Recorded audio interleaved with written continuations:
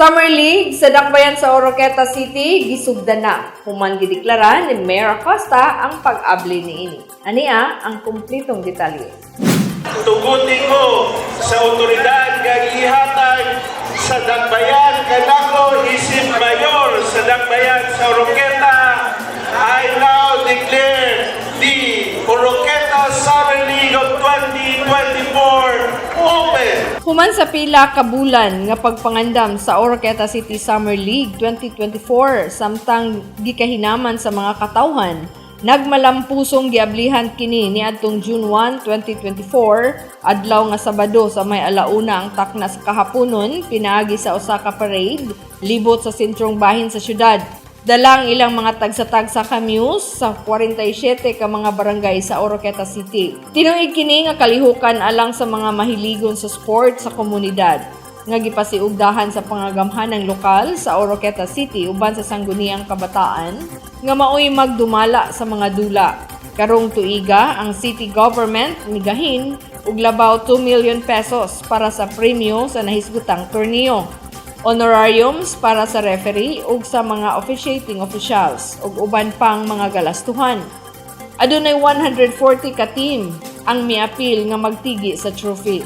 Sa pasiunang mensahe ni Mayor Acosta sa wala pa niya gideklara ang pag-abli sa Oroqueta City Summer League 2024, matud pa niya pinaagi niini nga activity nakahatag kini og kalingawan sa katawhan panahon sa summer ug makita ang talento ug kahanas sa lokal nga mga atleta nga mapasiugda ang panaghigalaay ug patas ug himsog nga kompetisyon.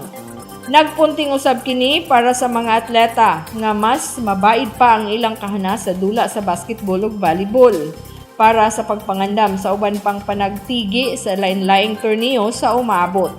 Ug aron malayo sa mga daotang bisyo nga mubira sa mga kabataan padulong sa pagkadaot sa ilang ugma. Naglaom ang LGU nga mapalambo ang sportsmanship, physical fitness ug teamwork sa komunidad samtang hugot nga nagpaliguon sa kahiusahan sa katawhan sa atong dakbayan.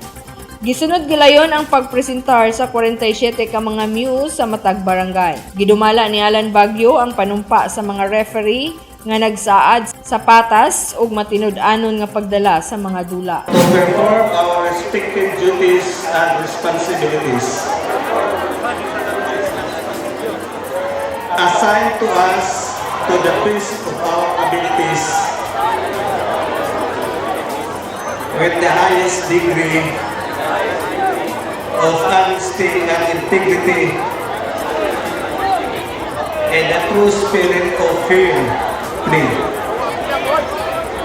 So help me God. Samtang gidumala usab ni Federated SK President James C. ang panumpa sa mga players nga nagsaad sa himsog nga kompetisyon.